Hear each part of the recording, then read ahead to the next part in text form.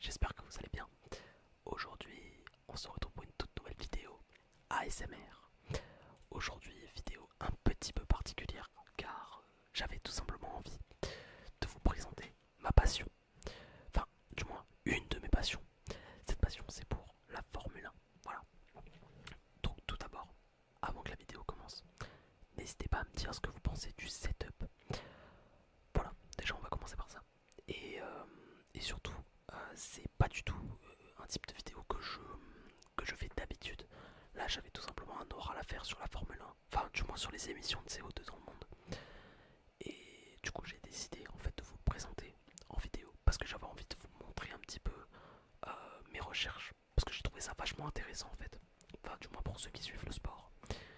La première partie en fait, elle sera consacrée à l'introduction. Donc tout d'abord, je vais vous expliquer c'est quoi la Formule 1.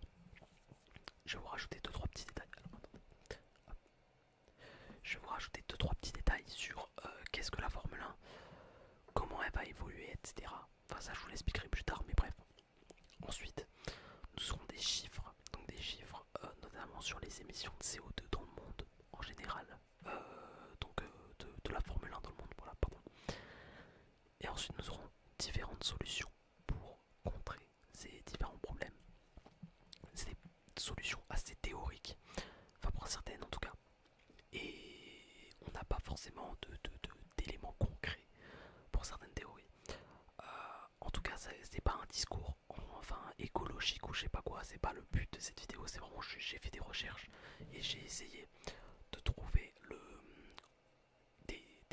des éléments qui pourraient concorder. Ensuite, on aura une petite conclusion. Voilà. Donc tout d'abord, la Formule 1 c'est quoi?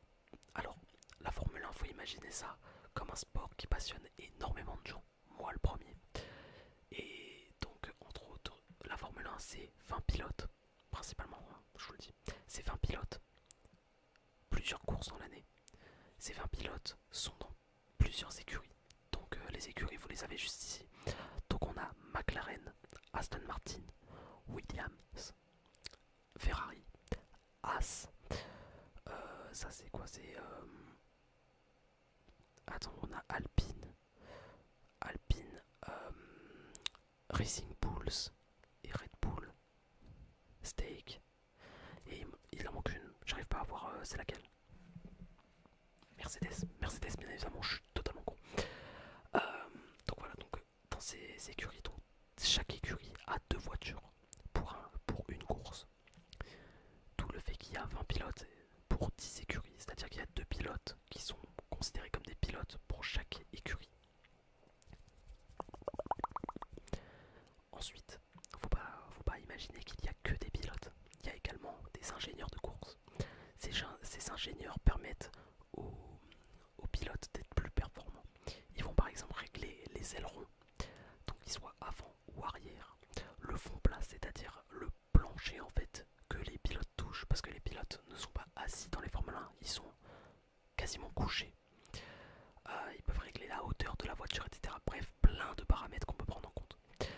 Il y a également les mécaniciens qui vont changer les pneus.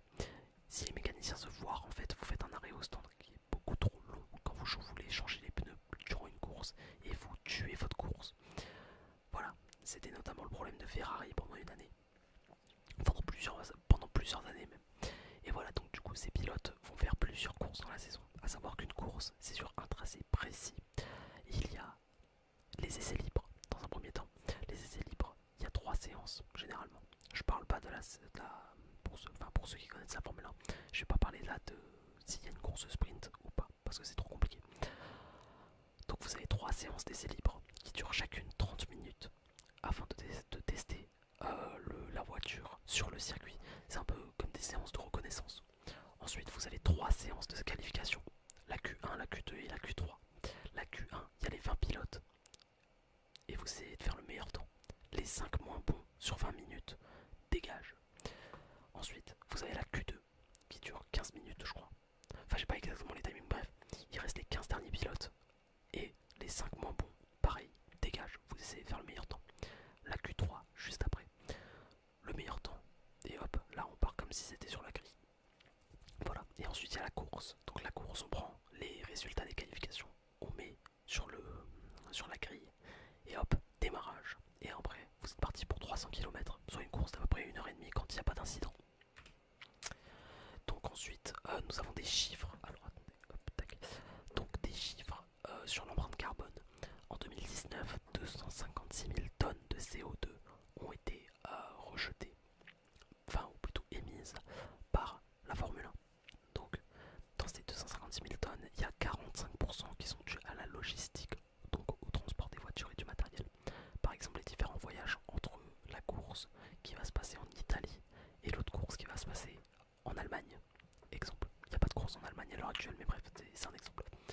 Ensuite, nous avons les déplacements des équipes et des spectateurs. Les spectateurs qui viennent en voiture, en avion, en train, etc. etc. Même les équipes, pareil, qui viennent en avion, en train, etc. Nous avons ensuite les usines et les bureaux des écuries. Donc les usines, donc pour la production des voitures par exemple, ou pour les tests aérodynamiques, etc. Et les bureaux des écuries, notamment à cause de la clim, du chauffage ou même des trucs de recherche. Nous avons ensuite les événements qui prennent 8% environ de, de ces émissions. Et seulement environ 0,7% qui sont dus aux émissions des moteurs pendant les courses. Donc les voitures ne sont pas les responsables principales, en tout cas pas comme on le pense. Et c'est là que vient notre deuxième point, donc les solutions pour réduire l'empreinte carbone.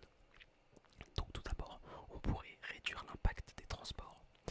Là vous ne le voyez pas, mais du coup, là, non, juste là, vous avez le calendrier. Le calendrier de la Formule 1. Les deux premières courses se passent au Moyen-Orient. La troisième course se passe à Melbourne, en Australie. Les deux dernières courses, par contre, se passent encore au Moyen-Orient. Donc les deux dernières courses du calendrier.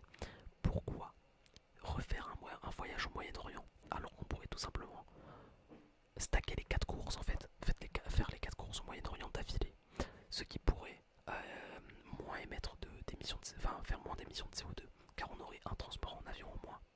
Du moins, le transport serait moins long. Ensuite, comme vous pouvez le voir, Charles Leclerc et Carlos Sainz derrière moi, qui font un voyage en avion. Ce voyage pourrait tout simplement se faire en train, car Carlos Sainz et Charles Leclerc, là dans cet exemple ici, voyagent d'Italie en France. C'était en 2022 il me semble. Ils voyagent d'Italie en France et bah il n'y a pas une si grande distance, donc ils pourraient très bien faire le voyage en train plutôt que de prendre un avion, surtout un jet privé. C'est ça la nuance, c'est qu'à la limite ils pourraient faire un avion, mais dans un avion de normal, un avion de ville quoi. Mais non, ils décident de prendre le jet privé, ce qui est très polluant, car on doit utiliser bien évidemment un avion de plus.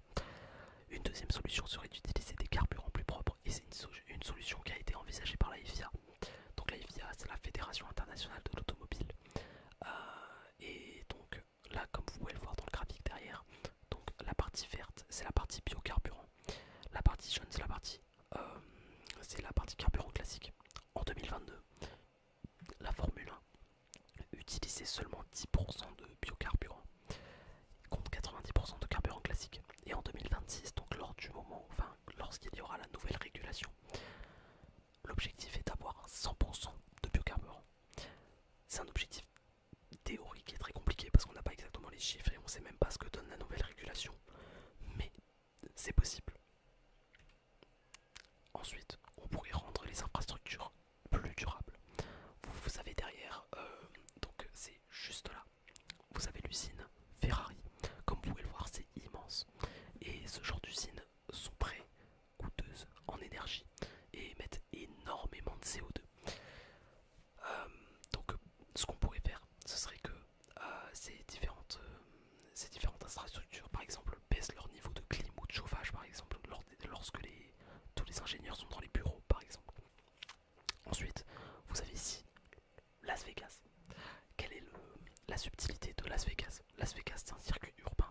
Et oui, car il y a deux types de circuits en Formule 1. Il y a les circuits. Donc les circuits sur les circuits, en gros, c'est fait sur une piste à part. Donc le goudron est spécialement fait pour les circuits, enfin et pour les voitures de course.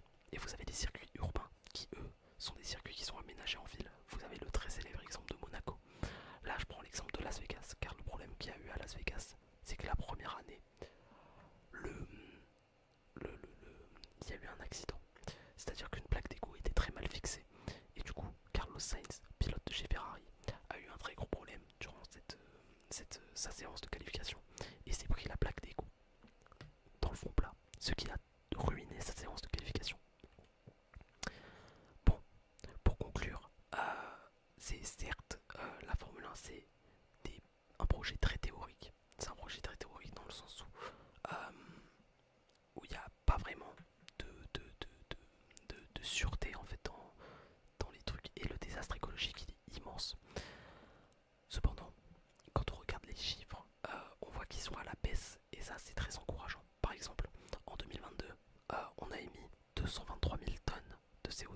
soit 40 000 tonnes de moins par rapport en 2019.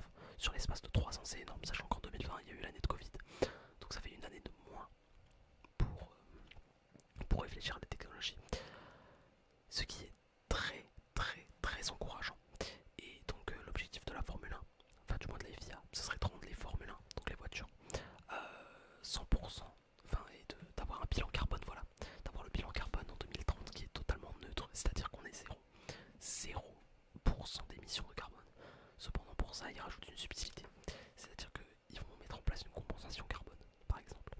Donc la compensation carbone, ce que vous pouvez faire par exemple, c'est à chaque fois que vous émettez un certain nombre, un certain nombre de tonnes de CO2, vous replantez un certain nombre d'arbres par exemple, car si vous plantez des arbres, ça va pas réduire les émissions de CO2, cependant le fait de planter des arbres va éviter de relâcher du CO2, car les arbres absorbent du CO2.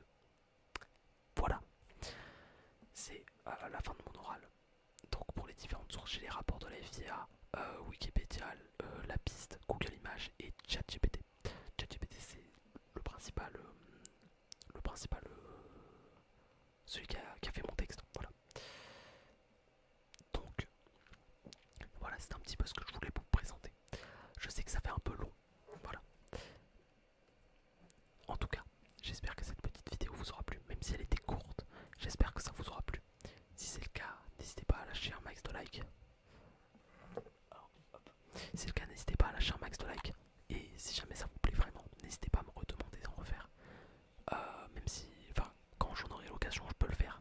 Là, pour le coup, c'est vraiment une occasion spéciale. Et je pense pas vraiment pouvoir refaire ce genre de choses.